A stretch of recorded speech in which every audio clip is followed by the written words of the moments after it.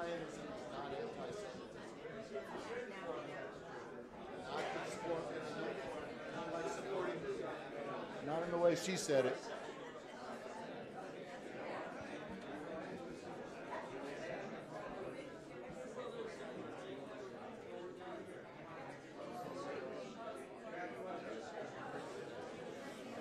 Good morning. Shabbat Shalom.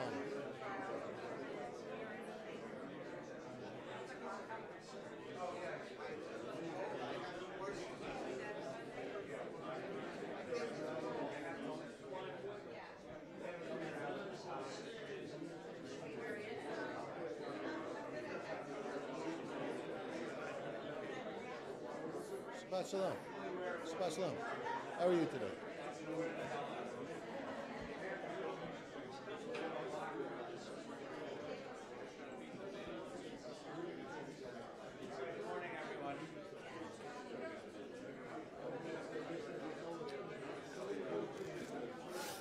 Good morning, good morning, good morning. Good morning. Happy Hanukkah. Good morning.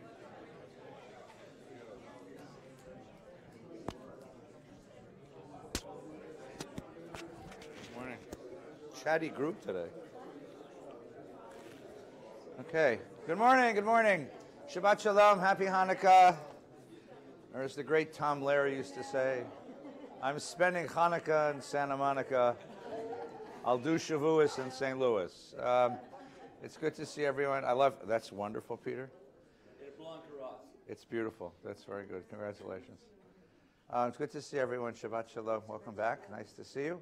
It's supposed to be a nice warm day today, so go out and enjoy it. It's supposed to rain at the end of the week, so enjoy this. Glad to have you here following our learning today. There's any number of places you can daven in this building. Library minion will be upstairs, main sanctuary, lovely kid having a bar mitzvah. There'll be Tat Shabbat, kids minion, and then after that there's lunch, and I don't know what it is today. And then after that, sorry, what? Could be latkes. Could be. We've had a lot of Hanukkah parties in the building, and there are a lot of leftover latkes. So. Be careful. The latke you pick up might be like recycled already. The ancient latkes, you know. And then we have a Parsha group is going to meet this in the youth lounge, the Zicklin Lieberman Youth Lounge. So please come and study the Parsha with Rabbi Judy. And I have a check for you, but it's Shabbos, I can't give it to you. And then this coming week, we're going to be studying the College of Jewish Studies. Is meeting on Wednesday night. This is going to be our closing session for the semester. After that, we're taking a winter break. And our guest is going to be Reverend Dr. Najuma Pollard Smith, who is a professor at the Social School at Episcopal Church. And she's going to talk to us about the God she knows from her Christianity, the God that you meet in the African American church. So please come and join that very interesting conversation with a wonderful teacher. Following that, next week on Friday night is Rimonim, a beautiful musical service. And the following week, which is the 21st, is it 20th and 21st, Friday, Saturday? Or 21st, 22nd? 20th and 21st, I think, is Rabbi Schulweiss's fourth yard site. 21st, 22nd. Friday night, Saturday, is Rabbi Schulweiss's yard site. We'll have Torah study every Shabbos morning like usual. But on that Shabbos morning, Friday night and Shabbos, we'll remember Rabbi Schulweiss's yard site. And in our tradition, we will study some of the themes that he introduced. And one of the themes he introduced was the notion of Judaism as a global religion. Judaism as a religion that has something to say to the world. So we're going to have conversation with two wonderful religious leaders about what religion says to the world. On Friday night, we welcome Imam Jihad Turk, who is one of the founders of the LA the LA Mosque, the LA Islamic Center, and he is the president of the New Islamic College at Claremont Theological School, training a new generation of American Muslim leaders. And he'll be our guest on Friday night. And on Shabbos afternoon, we'll have Torah study, we'll have service, we'll have lunch, and after lunch, we'll have a conversation with Reverend Mark Whitlock, who is a reverend it's the biggest African American church in Southern California, basically now. And he's also a professor at SC. And he is really the protege of Chip Murray. And we'll talk to him about what Christianity has to say to the world. So Islam on Friday night with Judaism and conversation, Christianity and Judaism on Shabbos morning. Please come and share those conversations with us, okay? I think then we'll take some time off and enjoy the Christmas holidays in the Jewish tradition. I will issue my annual list of Chinese restaurants you should be visiting. There's someone actually put up a poster. There's a Chinese restaurant somewhere in New York that said, "We don't know who you are or what God you worship, but would you please tell your God thank you?" Because our business doubles and triples this time of year. So we'll all meet at a good Chinese restaurant on Christmas Eve, like Jews always do, and enjoy, hope the beginning of a good New Year for everyone. All right. So we're going to learn together today. You'll need a chumash today. We're going to do Bible today. So if you need one, there's some stacked up on each kind. When's the Peace Now lecture? Sorry. Oh yeah. When is the Peace Now lecture? It's Thursday night. We partner with. It has been our practice to partner with community organizations to bring important teachers to the community, people with visions both left and right, visions left and right of politics. So this week on Thursday night at 7:30, we partner with an organization called Americans for Peace Now, and this is a lecture that's endowed in honor of a dear friend of Jerry Bubis, who's part of our community for many years, the generation of our community. And the lecture is Professor, I think it's Shibli Telami, I think that's his name, is professor at the University of Maryland, who's been part of in and out of government for the last 40 years, and has been a scholar of Middle Eastern politics and an advocate for reconciliation. And we'll have a chance to talk to him about his vision of the Middle East and where it is. So that's this Thursday night. Yeah, this Thursday night. What time? 7:30. Okay, and it's free and there's cookies. So, one more quick announcement because he's not here. Rabbi Gelman is not here today, and the reason he's not here, I hope he's watching on TV, and the reason he's not here today is it's his 50th wedding anniversary. Mazel tov. 50. So, let's all pray for his wife, Betty.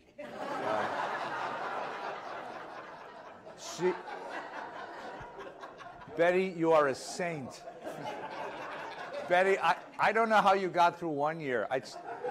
It's taken me all my patience to get through 1 year, and you've had him for 50. You have my respect, right? But for Mark and Betty, many, many years of love and happiness and goodness. Enjoy your grandchildren, and should continue to learn with us and be with us in good health. So Mazel Tov, Betty. Mazel Tov, Mark. Many, many good years, wherever you are today. Okay. At the end of the book of Genesis, we have a novel. Up until now, we've had shortened vignettes, we've had short stories, but just literarily, at the end of the Bible, at the end of Genesis, we have what really constitutes a novel. It's spread over 4 Torah portions, which is an enormous amount of text, if you think about this. 4 Torah portions is, 4 times as long as it takes God to create the whole world. And it tells the story of, it's all centered, rather, on a character named Joseph. Yosef. And Yosef, ironically, and I'll ask you this at the end of the question, why isn't Yosef considered one of the patriarchs? It's always Abraham, Isaac, and Jacob. It's not Abraham, Isaac, Jacob, and Yosef. And you would consider Yosef one of the patriarchs. Is Yosef buried in Machpelah? No. Where? Shechem. In where? Shechem. In Shechem. Well, that's one of the reasons why, right?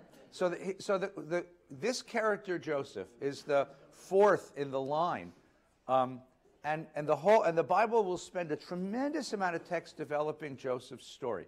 Now, in Joseph's story, we're going to see some themes that are very familiar to us. Certainly, the theme of the competition among the brothers, the theme of the brothers' competition and then trying to kill each other, and how that plays out. Joseph is different from his father Jacob because he doesn't have a mother to protect him. Jacob would have gotten killed, but his mother protected him, sent him out of town.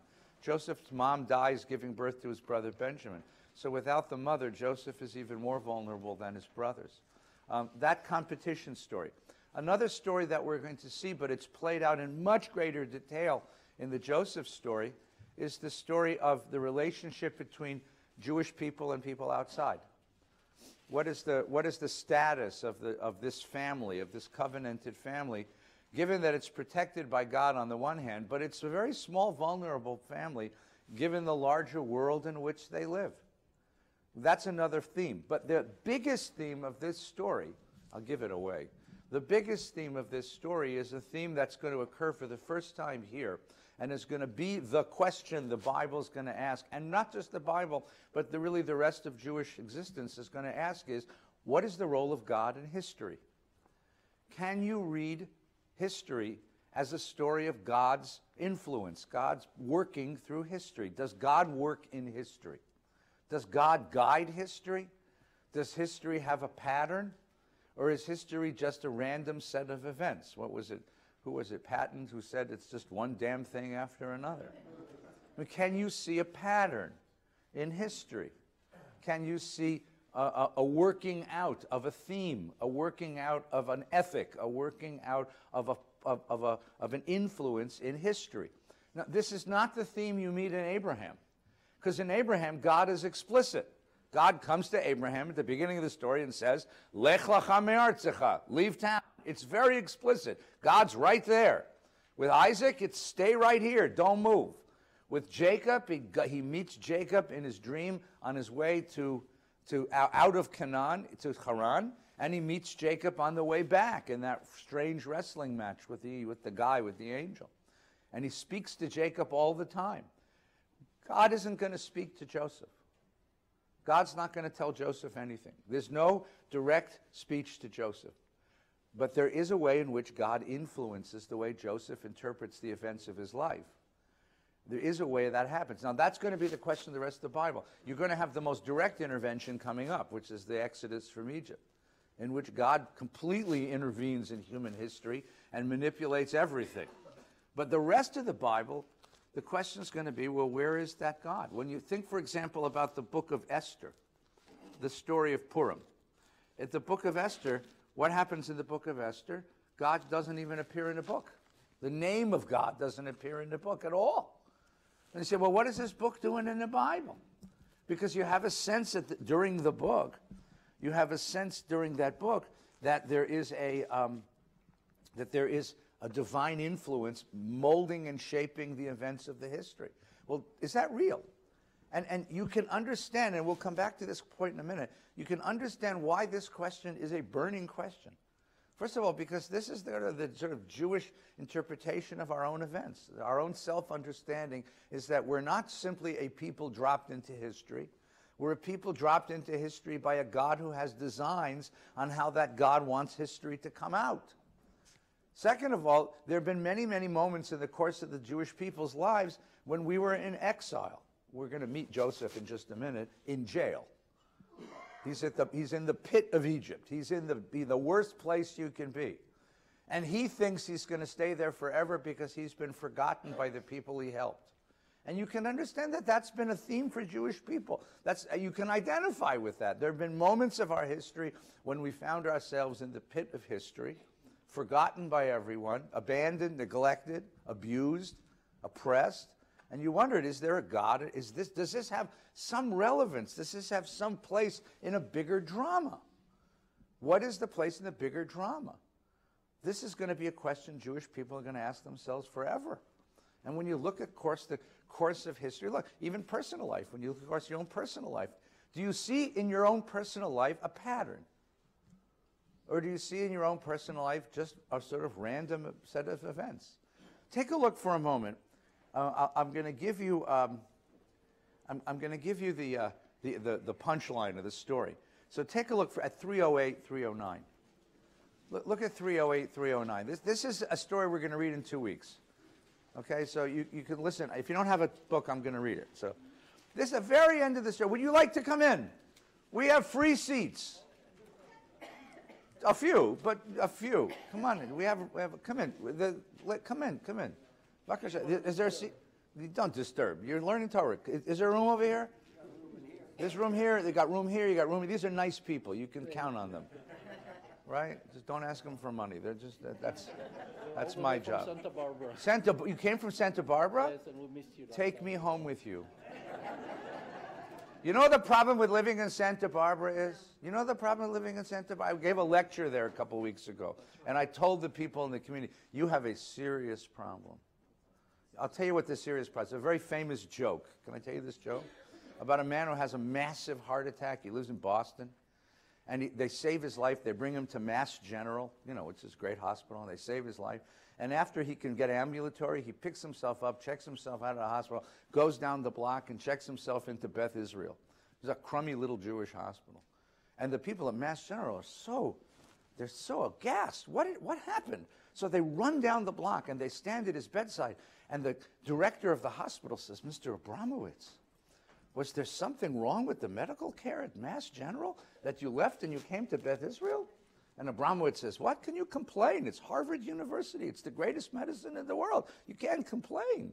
So the director of the nursing comes and says, was the nursing care not to your satisfaction? Are you kidding? What can you complain? They teach you like a king. Unbelievable. Anything you want, they bring you. The director of hospitality goes, was the food not good? Are you kidding? Like a 5-star restaurant. You can't complain. So I said, well, why did you leave Mass General? He says, that was the problem. You can't complain. Here, the medical care is awful. The nursing's terrible. The food is awful. I can complain. You live in Santa Barbara, you can't complain. I mean, the problem with Santa Barbara is you die and go to heaven, and it's okay, you know. It's not nearly as nice as the board was. I mean, so, yeah, Levi. There's an easy way to get one. 818-5.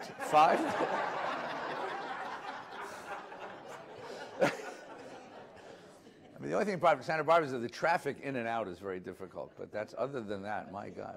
It's like heaven. The traffic in and out is very. So welcome. We're delighted you're here. We're delighted you're. All right, back to the text. All right, look, this is at the end of the story. This is the end of the story, right? Jacob dies. I gave that away. Jacob is going to die. Joseph is going to bury him back in Eretz Yisrael. When they return back to Egypt, Joseph and the brothers, they've been living together now 20 years. It's been 20 years since they figured things out, right? When Joseph, look at 308 at the bottom. When Joseph and his brothers saw their father was dead, when Joseph's brothers saw the father was dead, they said, what if Joseph still bears a grudge against us and pays us back for all the wrong we did him? All right, so what happens? The brothers have been living together now 20 years. 20 years. It's 40 years since they sold him into slavery, right? Anybody live in a family like this, where grudges are held for a half a century? Anybody? Pop, you know anything about this, right? You know, I mean, grudges like it's been a half a century. It's been 40 years since they still bear the guilt of what they did, right? And they're worried that he bears a grudge. And he hasn't shown anything. I mean, 20 years he's been nothing but gracious to his brothers, right? But they're still worried. They still bear the guilt, and they're worried that he still bears the grudge. You everybody get this? This is called a Jewish family. Just want you to understand this, right? So, and remember, what are they worried about? When Jacob stole the birthright and the blessing from Esau, what did Esau say? As soon as my father is dead, I'm going to kill the little son of a bitch. Right? That's what Esau said. So what are they afraid of?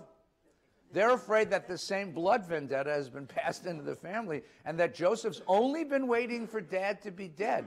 And then him being the vizier of Egypt, he could do this, right? I mean, he has the power to do this. So what happens? So they go to him. They sent this message to Joseph. This is great. Before his death, your father, not our father, your father, right, left this instruction. So shall you say to Joseph, forgive, I urge you, the offense and guilt of your brothers who treated you so harshly. Therefore, please forgive the offense of the servants of the God of your father. And Joseph was in tears. Why was Joseph in tears? Remember, we talked before about Jacob breaking into tears. Jacob breaks into tears when he meets Rachel the first time, and he breaks into tears when he sees Esau, right? Joseph breaks into tears when he meets his brothers, and he breaks into tears when he sees his father, and now he breaks into tears here. What are these tears about? What do you think these tears are about? Yeah, Jennifer. Well, I think it's very easy. It's Yeah. that he really hasn't reconciled with his brothers if they're still worried about this. Yeah, That he hasn't really connected with them. He's an assimilated Egyptian, and they're not. And the connection is not there, even after living together for 20 Well, is years. it that he hasn't reconciled with them? They haven't reconciled. They haven't reconciled with him. He so wanted to be a family again. Has he given up the grudge? Of course he has. Yeah, he gave it up 20 years ago. I'm not mad at you, right? But they're still holding on to the guilt. They're still holding on to the rivalry. They're still holding on, and they're projecting it on him, right? And so there's a sense of, oh my God, we'll never be one. We'll never be knit together, right? There's something very ironic and painful in this scene. So listen to Joseph's answer. Joseph's answer is the theology of this section. It's the belief structure of this section. His brothers went and flung themselves before him, right? And said, we're prepared to be your slaves, which is so ironic, because what's going to happen in the next story is they're all going to become slaves, right? But Joseph said to them, have no fear, am I a substitute for God? Hatachat Elohim ani. Hatachat Elohim ani. You could read it both ways, by the way. You could say, am I a substitute for God? Or you could say, aren't I under God? I think there's actually a better one, because you'll see the next line. Besides, right? Besides, chashva l'tova l'manaseh kayom hazeh. Although you intended me harm, God intended it for good, so as to bring about the present result, the survival of many people. Right? The Hebrew is beautiful. V'atem chashavtem alai ra'ah. You planned bad things for me, right? Right? Elohim chashva l'tova. God turned it into good. God intended it for good. Chashva choshev, to intend, to think something, right? Lemanaseh kayom hazeh. There is a force in history that even doesn't manipulate you. You do what you think you're doing. You think you have free will, but God is going to make sure that the end of the story comes out right. Hakol tova, right? Or as the great Rabbi Will Shakespeare once said, all's well, then ends well. Right? No, seriously. So this is a theology. Do you hear the theology here? There is a God of history who has a plan. And whatever you do in your life, what choices you make, what decisions you come to, what actions you take, it will come out the way God intended it. Now that is a very powerful idea. You can see why, for a people in exile, a people sitting in Babylon, having watched their temple be destroyed, having watched their land be decimated, having seen their leaders humiliated, sitting by the waters of Babylon, that would be precisely the story you would want to tell. Precisely the story you would want to tell. Right? That becomes the Jewish story. And that is the story that our people told up until the brink of the 20th century. That, if you ask your great-grandparents, even bad things, the pogroms, right? When Tevye is asking himself why Anatevka is being liquidated, his answer is because this too is God's plan. This too is God's plan. And what God wants to do, God will do. And then three things came and destroyed this. The first thing that came and destroyed it was a modern idea of history. A modern idea which doesn't imagine a supernatural level to the universe, just history as its experience, and doesn't admit a divine plan into history. There are other things that happen in history. Marx understood there was a certain economic determinism to history, and other people think that there's a certain biological or technical, but there are forces that shape history. I don't know how many of you read Thomas Friedman, who was a writer for the New York Times. But if you've been reading Thomas Friedman over the last couple of years, you know that his interpretation of world politics is very different than most people's. He sees right now world politics being driven by climate change.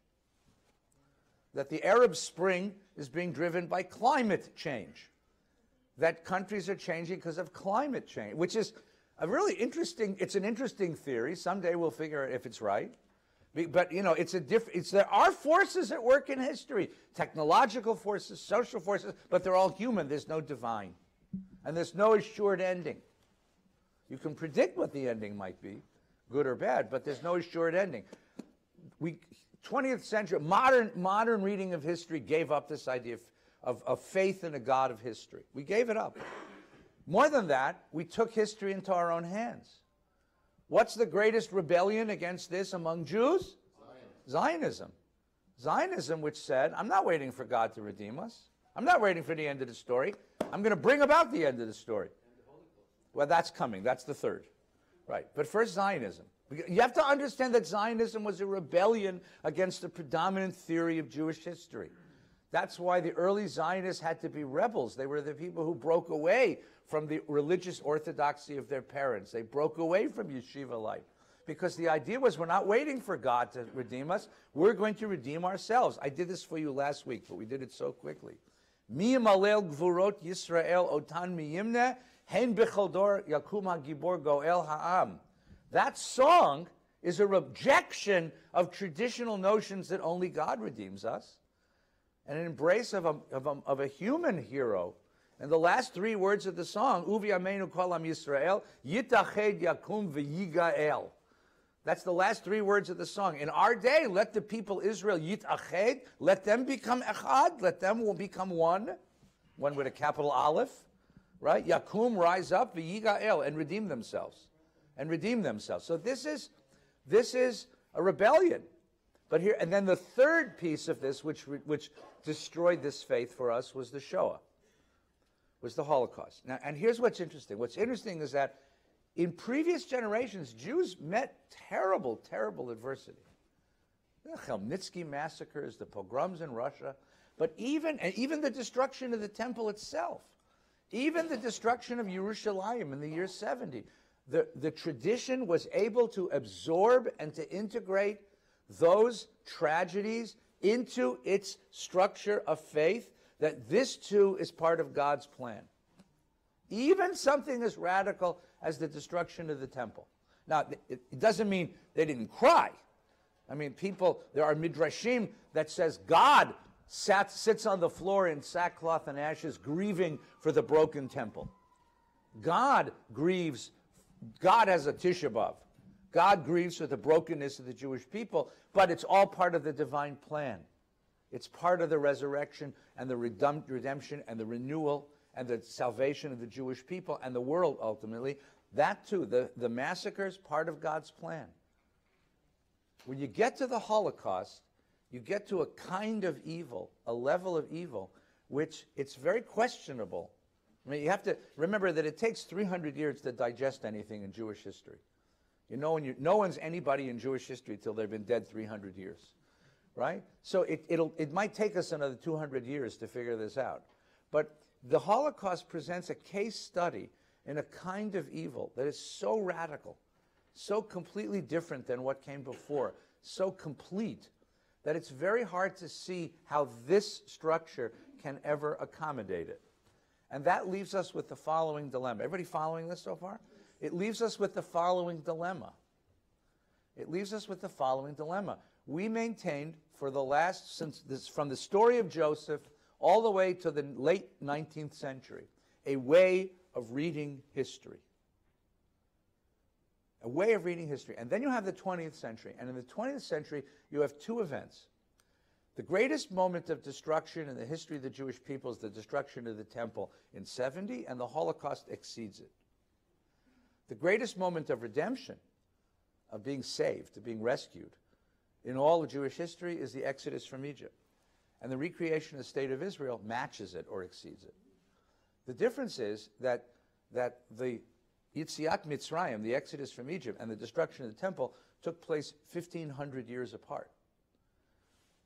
The Holocaust and the recreation of Israel take place in the experience of one generation. How on earth does a people make sense of that? How on earth does a people absorb that? What do you do with that? I mean, you're tempted on the one hand, the restoration of Israel, particularly the restoration of Jerusalem in 1967, is a sign that God is at work in Jewish history. But then you've got to explain, and the Holocaust? And if you say the Holocaust is a sign that there is no God and there is no history, then what do you do with the state of Israel? So what happens is we are in a very strange moment in our history where we cannot accept the previous way of reading our experience, the previous ways of reading our history, but we haven't figured out a new one yet. Does that make sense? We can't say, oh, it's God's hand in history. Listen, it'd be easy to say it's God's hands. I wish I could say that, right? I have Protestant friends. You have Protestant friends. Really beautiful, religious people. And when they have a problem, my friend says, I'm going to go home and pray on it. I said, that's a beautiful thing. And what happens? He said, well, God tells me what to do. He says, do you pray on problems? Does God tell you what to do? I said, no, I go home and ask my wife. You know?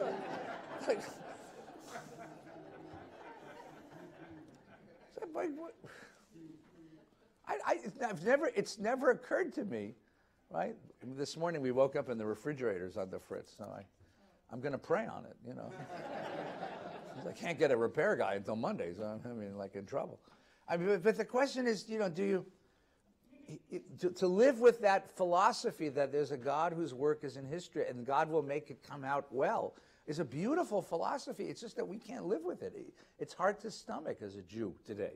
And at the same time, that's been the way that Jews have gotten through our history. It's what gave them the resilience to suffer and to struggle on. The sense that history has a salvific end, that salvation comes at the end. This is the dilemma of contemporary Jewish life. Does that make sense? Okay, let's stop a second. Billy's got the mic. Yeah, I'm just wondering how theology... We will get to the Torah, I promise you. Yeah. This is all by way of introduction. And back to the text in your original remarks, can theology reconcile the fact that Joseph, even as an assimilated Jew, Doug says, has observance to God. He attributes all his success to God, but he has no interest, seemingly, in his family. And are we a people and but no connection to family? Wait. I understood the first part. I'm not sure he has no connection to family. He rescues his family, brings them down, settles them in Goshen. They live in Egypt together, but they're never together. All right. He's got his job as vizier of Egypt, and his family is in a different world. I mean, he speaks the language, for one thing, right? But they're both seemingly observant Jews. Observant Jews. I don't know. What do you mean? They keep kosher?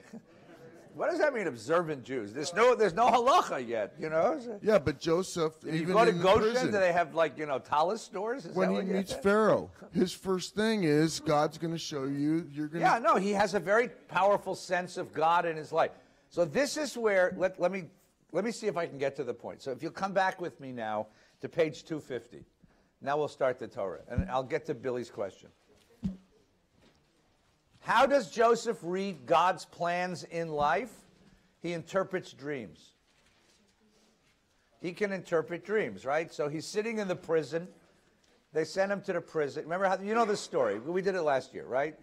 So Joseph's brothers kidnap him.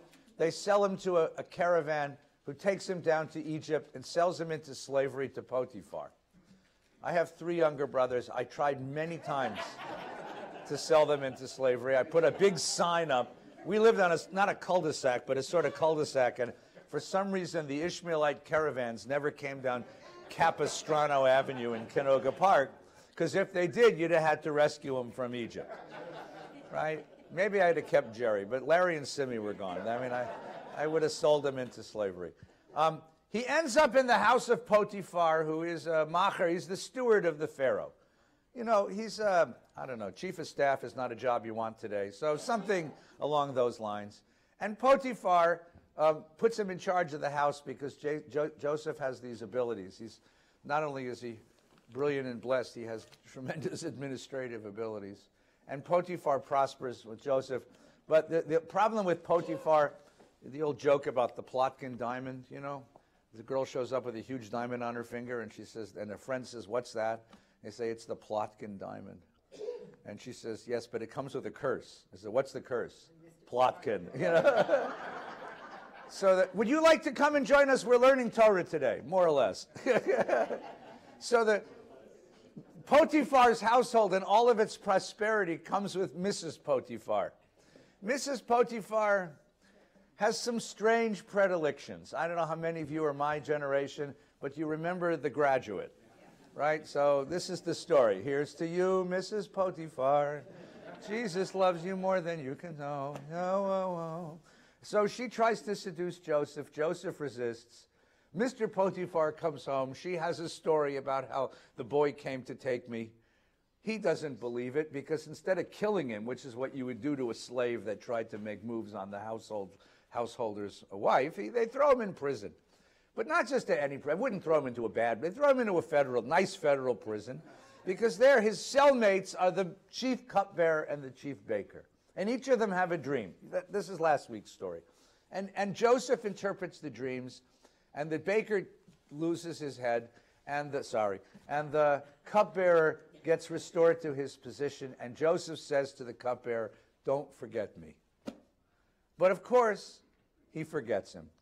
So as we left last week, I know you were depressed because it was raining and dark and cold, and that's right where you should be. Joseph is stuck in the prison. Stuck in history. And he thinks he's never getting out. But we know better. And this morning, we start the next chapter.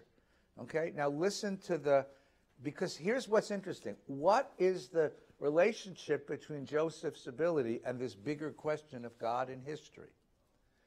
Being able to interpret dreams, right, is being able to read your history and see the presence of God in your history. And the guy who taught us that was a great Jew named Sigmund Freud, right? Because he said dreams are not random. For Freud, who's not a religious man, what are dreams? Dreams are the expression of the subconscious. And if you could read a dream, you can read a person's subconscious. And if you could read their subconscious, you will understand what makes them them. You'll understand the structure of personality. But if you, in the Bible's notion, if you could read a dream, you will understand the basic structure of history's personality. You'll see where God is. You see how reading a dream is a metaphor for reading history this way? You see how that works? And that, just like in a dream, there are symbols and signs that appear to be random, but they actually represent deep realities in someone's mind. In history, there are events and things that happen at random, but when you look back at them at a certain perspective, it turns out that was the thing, that was the clue, that was the tell, that was the thing that was a sign that something was happening. You see how that works? Reading your dream is like reading history. It's a metaphor for reading history. After 2 years' time, poor Yosef is stuck in the prison for 2 years. Pharaoh dreamed. Pharaoh dreamed. So the scene changes from the prison up to the palace. And there really is an up-down thing here, right? The prison is the lowest part of the castle, and the palace is way up on the top. And here we are in Pharaoh's, of all places, bedroom. Pharaoh, who controls the whole world. And also, the other joke that's going on here is Egypt was the world capital of magic and divination, right? What Detroit is to cars, and Seattle is to Microsoft, is to software, and Paris is to restaurants, right? Egypt was the world capital of magic and divination. So if there's any place in the world that there's a guy who can tell you what your dreams mean, it's going to be in Egypt, right? Watch. Right? Out of the Nile came 7 cows, handsome and sturdy. They grazed in the green grass. Presently 7 other cows came up in the Nile, close behind them, ugly and gaunt, and stood beside the cows on the bank of the Nile. And the ugly cows ate up the 7 handsome cows. That's an interesting dream. I mean, this guy's got some issues, right? Right? He's telling his therapist. Anybody ever see the show Joseph and his Technicolor Dreamcoat? You ever see the show? So this is Andrew Lloyd Webber when he was very young. And each scene is a different kind of rock and roll music, different popular music. So this scene is this scene, right? The king is sitting in his chair and he's despondent. And they say to him, "Your Majesty, what did you see in your dream?" And he jumps up and he's wearing a jumpsuit. And on the back in gold sparkly letters it says, "The King." You know, and he turns around, and this is an Elvis song. I was walking along on the banks of... Anyway. We once produced this in camp, so I know all the words. He fell asleep and dreamed a second time. 7 ears of grain, solid and healthy, grew on a stalk. Close behind them they sprouted 7 ears, thin and scorched by the east wind. And the thin ears swallowed the 7 solid ones. And Pharaoh woke. It was a dream. V'hinei chalom. That's a great line. Hinei chalom. It wasn't real. It was only a dream. Only a dream? Next morning his spirit was agitated. And he sent for the magicians, all the magicians of Egypt. Which is like sending for all the software developers in Silicon Valley. This is what Egypt was. It was the world capital of divination. And all the wise men, and he told them the dreams, and none of them could figure it out. Really? That's that hard? Right? Sorry, what? Yeah. Then, you guys have to go back to shul? Mazel tov. Wonderful. You got plenty of time. You can stay here and have lunch and then still get in there. Today is a very special Shabbos in the shul. Today we have 3 Torahs. Because today is, you have Shabbos, it's Hanukkah, and it's Rosh Chodesh. Mamish, you're going to be here a while. You're fine, I promise. You'll get the bar mitzvah boy, right? Oh, you can also watch it on videotape if you miss it. The chief cupbearer says, Chatatai ani maskir. I have to confess my sin.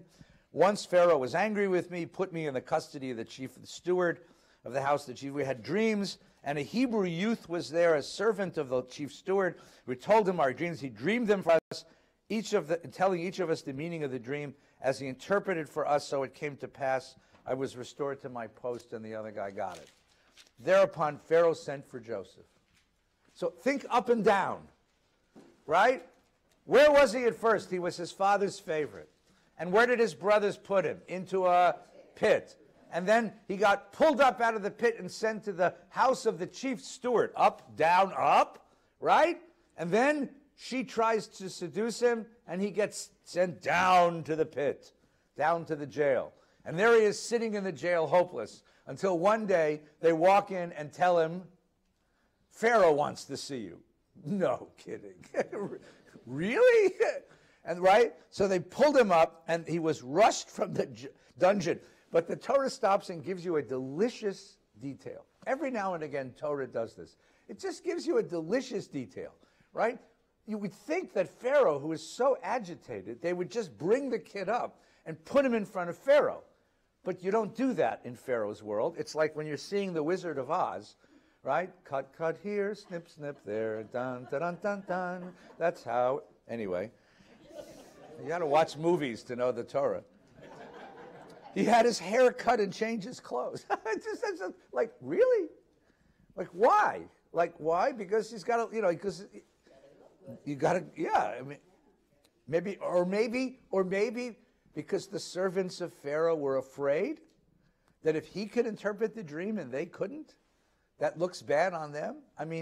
If you are the chief dream diviner of Egypt and some kid is going to show up and show you up, let's take a few minutes. In football, you put the kicker on ice, All right, anyway. As Pharaoh said to Joseph, I had a dream. No one can interpret it. I've heard it said that you can interpret it. And Joseph answers with something, and he says, not I. And this is something we haven't heard from him before, right? Because up until now, it's always been about me, right? So somehow Joseph is beginning to grow up. He's beginning to let go of that infantile egocentrism and beginning to realize that he too is part of a bigger drama. And there's a humility that comes with the idea that I'm part of a bigger drama. That I'm not the star. I'm a role player in a bigger drama. Not I. God will see to Pharaoh's welfare. Ooh. Right? Adonai Elohim ya'aneh et shlom Pharaoh. What an interesting phrase. Which is ironic, knowing what we know is going to happen in the next book, right? What's going to happen in the next book? This guy's going to smash him. That's what's going to happen. But wait, okay. Then Pharaoh said to Joseph, and he tells him, Joseph, right? Well-formed cow, well-formed stalks of wheat.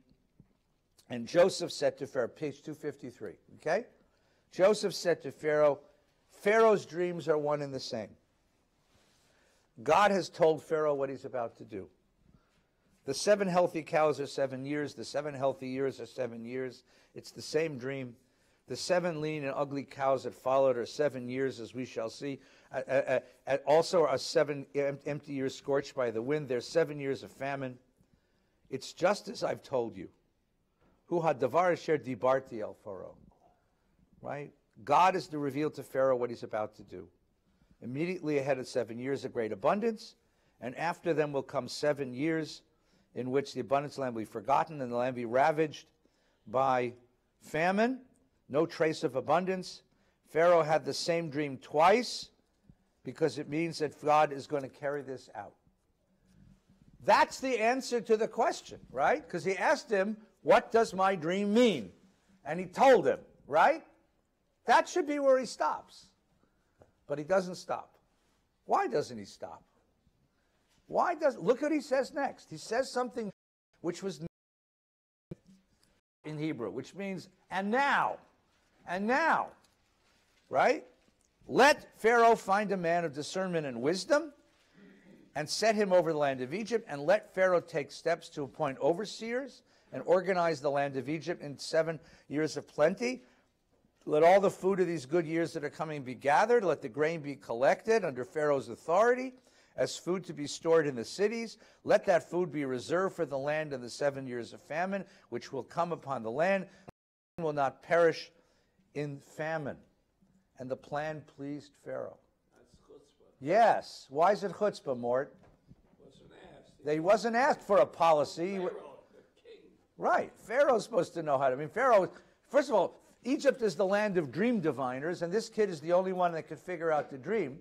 But even worse, you'd imagine that in Pharaoh's court, there are guys who know how to make economic policy. Right? But sometimes if you want real economics, you go get a kid, an anonymous kid from jail, right? And the kid gives him an economic policy. And Pharaoh likes the policy. Why does Pharaoh like the policy? So, what? Because what? Well, I know it's in the Torah, right.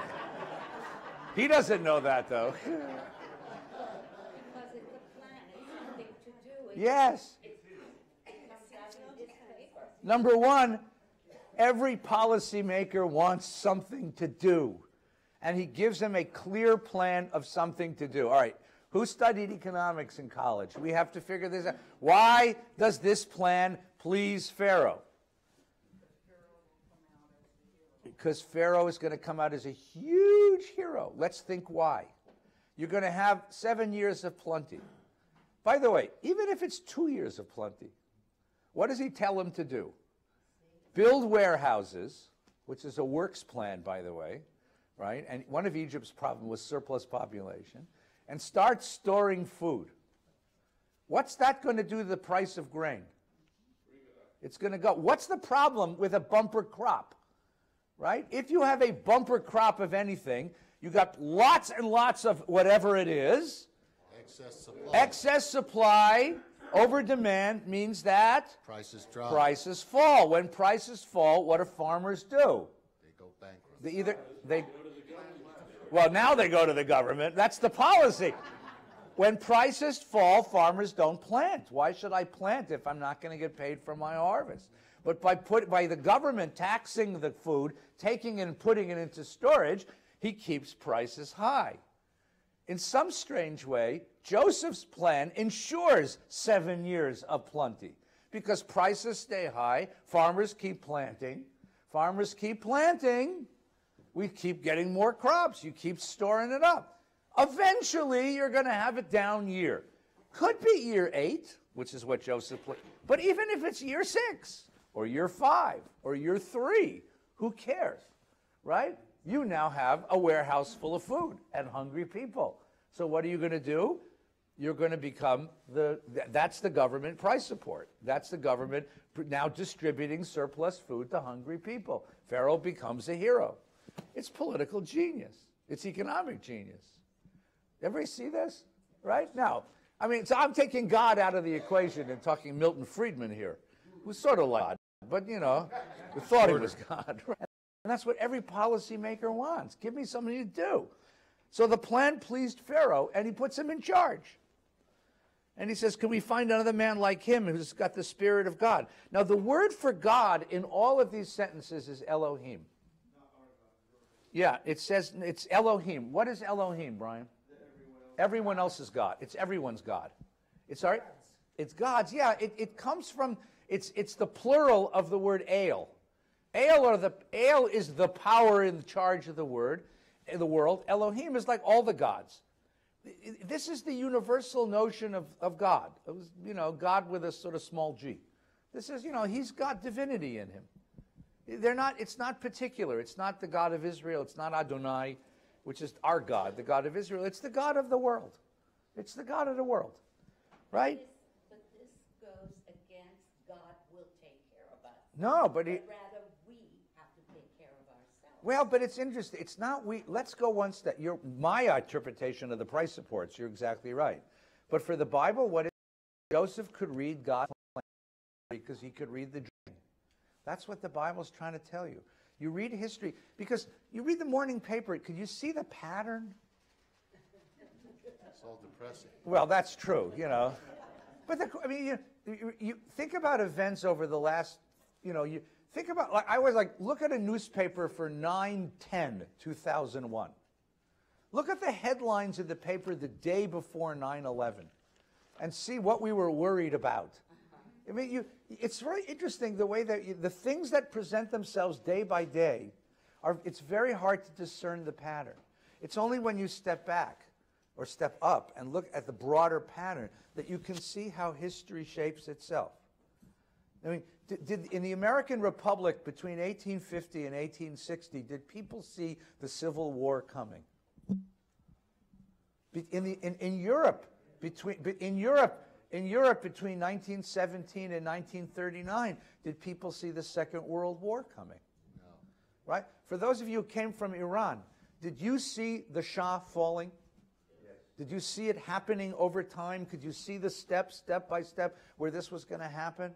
Yes. I mean, that's the question. Can you see history at that level, or is history too specific and it's like this dream diviner who can see the patterns that are there? Could we see the fall of the Soviet Union?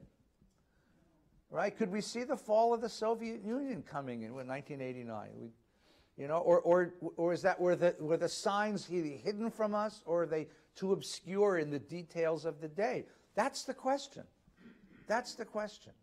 Okay, so what happens here? So Joseph can see the patterns.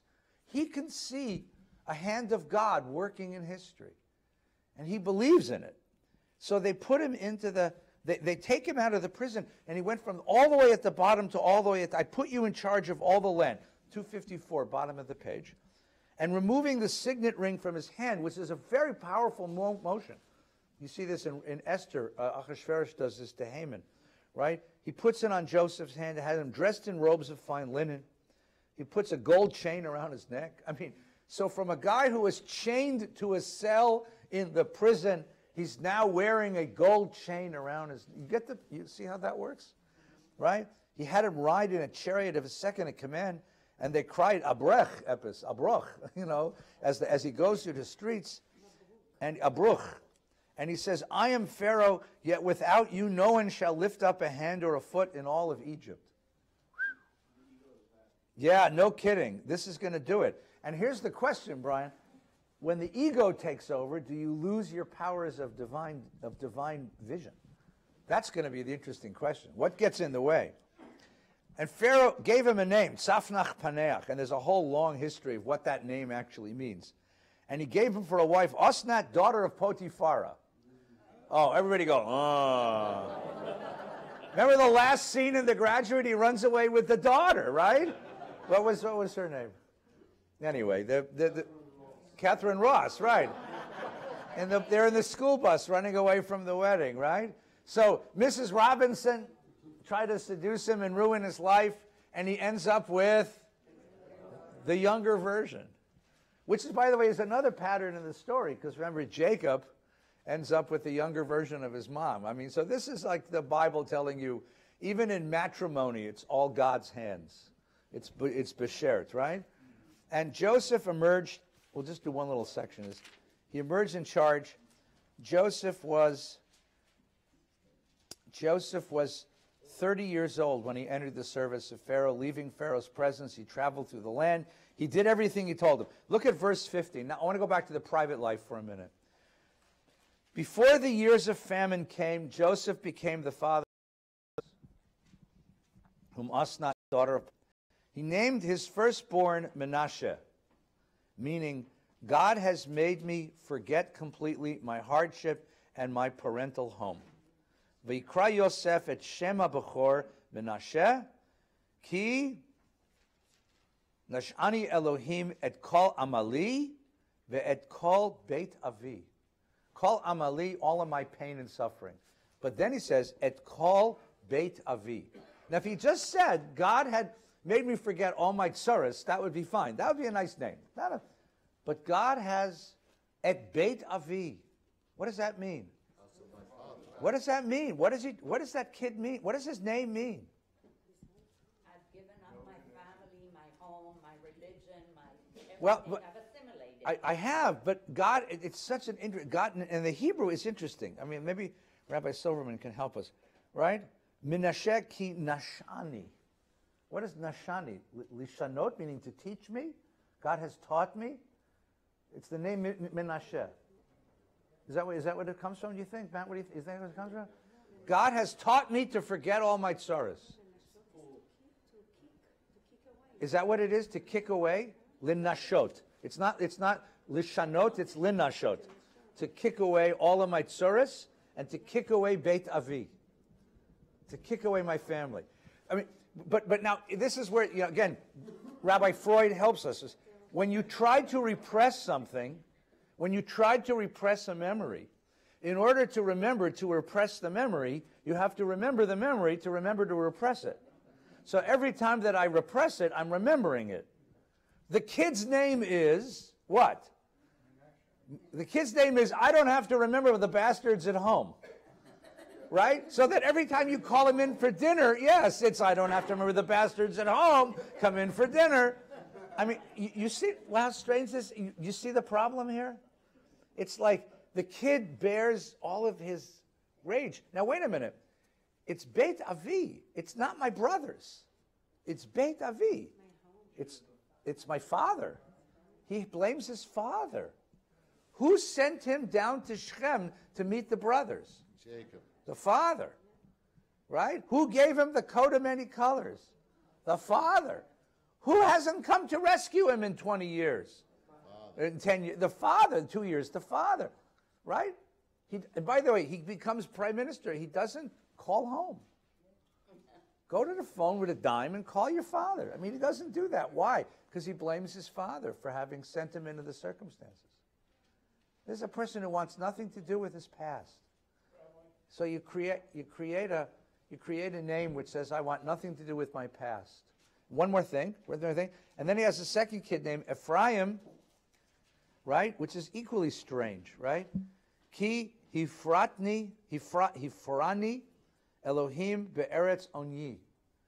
I have become fruitful in the land of my oni, which is in the land of my pain. The names, do you hear the names? The names represent a guy who hasn't let go. He hasn't let go of the pain of his childhood, and he hasn't fully accepted the glory that's been given him in this place. Right? It's a very strange, they're very strange names because they reflect his ambivalence.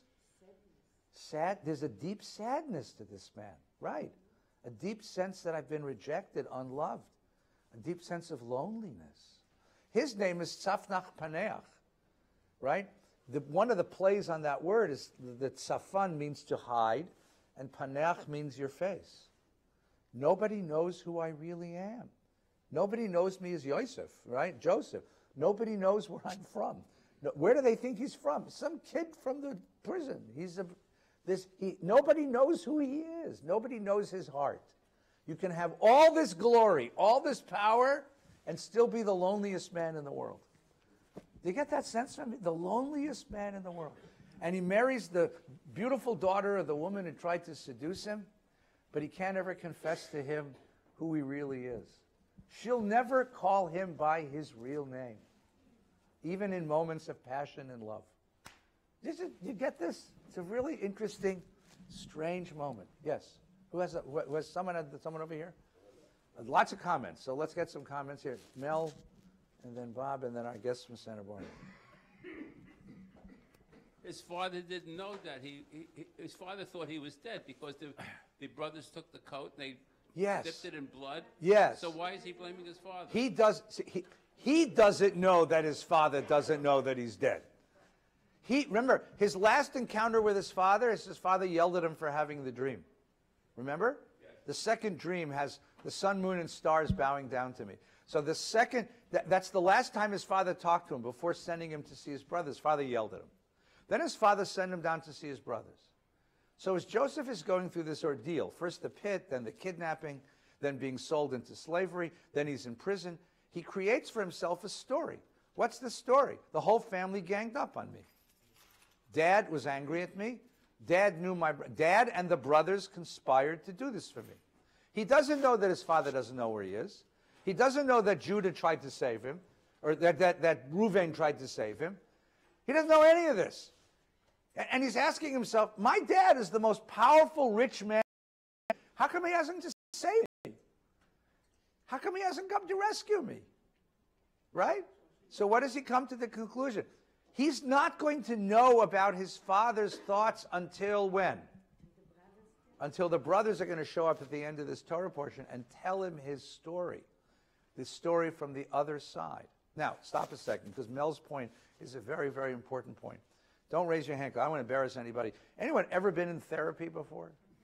Don't raise your hand, I don't want to know. What do you do in therapy?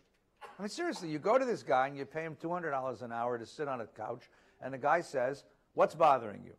And you tell him the story. I don't communicate with this person. I'm angry at this person. I screwed up this relationship. I don't seem to be advancing in my... Whatever your problems are, you tell your therapist, right? And your therapist says, well, let's think about that for a minute. No, seriously. Yeah, the therapist for $200 says, uh-huh. Uh-huh. Uh-huh. Well, it looks like our time is up. Do you feel better? But what a really good therapist does is listen to your story and find places in your story where it's your own story blocking you or your own story keeping you enslaved. Your story is a prison, right? If it's the story about how nobody loves me, for example, or my kids reject me, or I'm angry at so-and-so, and the therapist says, well, let's think about that in a different way, right? Maybe the reason why you can't get along with this person or this person is because you're so angry. Maybe their actions weren't what you thought they were. In other words, what a therapist tries to do is to retell your story in a different way.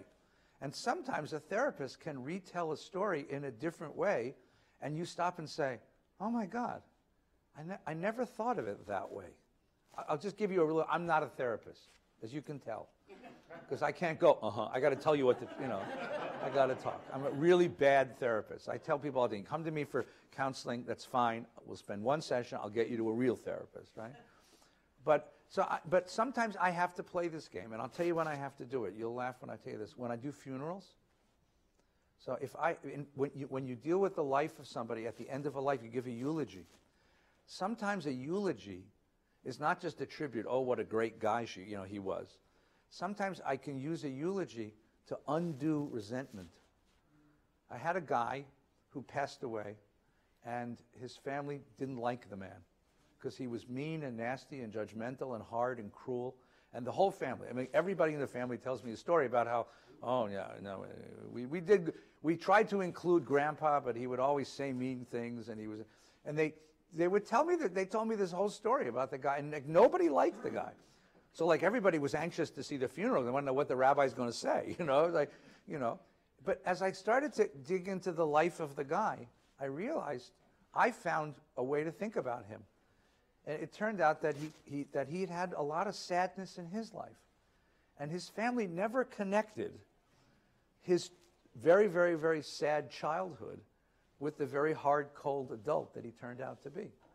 It's just somehow never, all they remember is the old guy that made their lives miserable. So at the funeral service, I said to them, let me tell you who your grandfather really is. And I talked about his childhood. And I could see that their resentment of him melted. And the son and the grandsons came over and said, it never occurred to us that the reason why he was this way was because that's what happened to him. Now we can forgive him. So when we buried him, we buried all their hate for him. And they cried and said Kaddish for their grandpa. Because they didn't need to be angry at him anymore. They realized why he was the way he was. And that it was in a certain way, it wasn't his fault, but it's a natural response to life that he'd been forced to live. What's happening here is the same thing, right? Joseph has a story in mind. It's okay, so it's good music. It's good music. It's you too. It's good. It's good music. Keep it up. Joseph has a story, and what's going to happen is as his brothers show up and tell him his own story from the other side, he's going to start to realize there are things that he never knew about, things that he never considered, and slowly his image of the family is going to change. It's okay. Come learn Torah, whoever you are. And that's what's going to happen here. The story changes. The story changes, right? Now, let's go back to my first point. If you believe, along with the writer of Joseph's story, that God has a hand in history, then you read your own experiences in a very different way. Instead of just saying, it's my own damn bad luck, you say, my adversity, my pain, is part of the process of my becoming a character in God's drama. Right? How did our ancestors endure such vicious oppression and pain all those centuries? They really believed that they were part of their Joseph in the prison.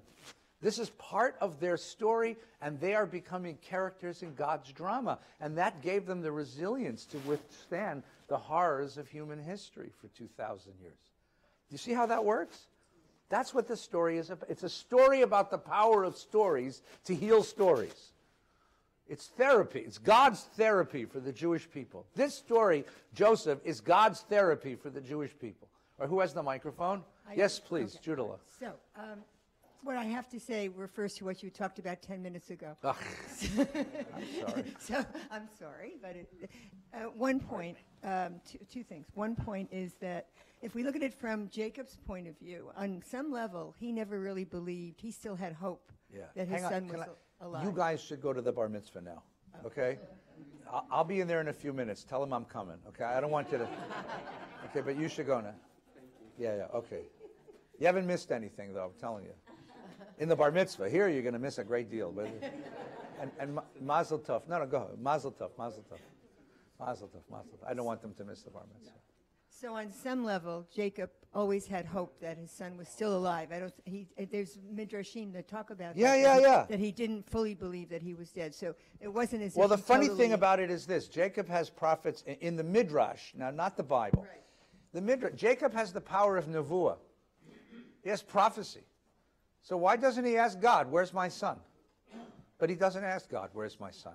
Either he's afraid that God's going to tell him, or there's some part of him which really doesn't accept the fact that he's dead.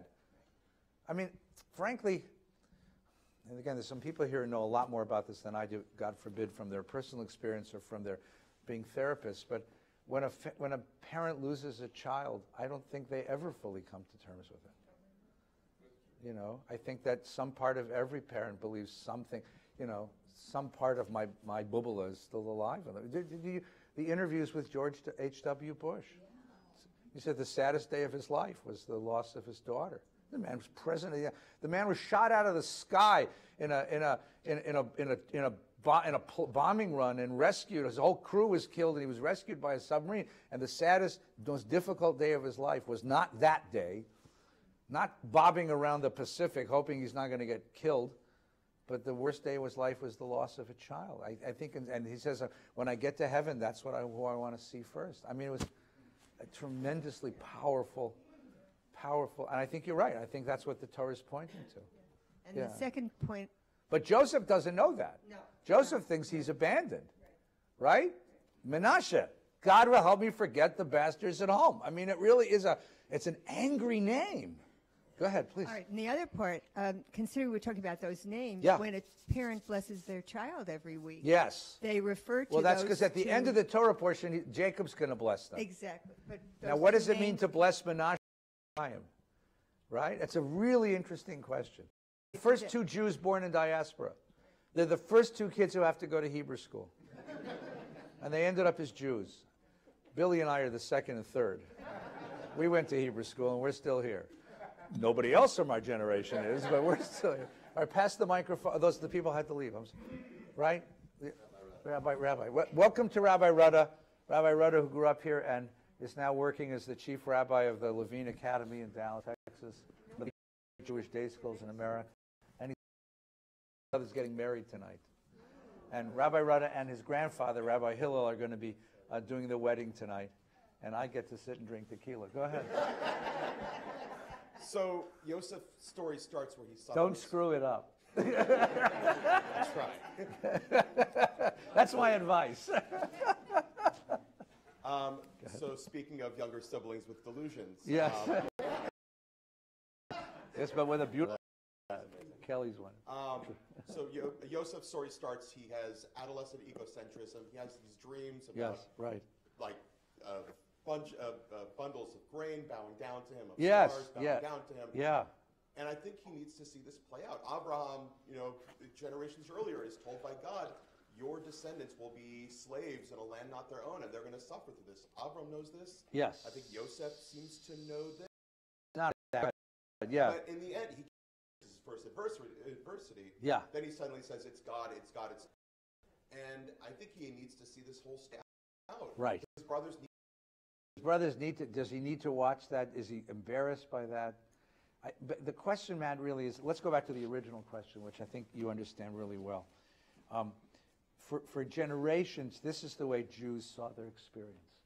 We saw our experience. Wherever you are, you're on the road that God has set out. And you just have to have the patience to watch the plan.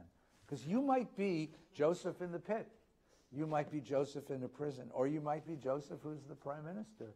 But there's a plan, and it's going to lead you someplace. And that sense. Now, we do have, by the way, even those of us who live in post-Holocaust, modern, historic, we do have one little inkling of that, which you're welcome to make reference to tonight, right? We sometimes look back at our experience and say, it was beshert.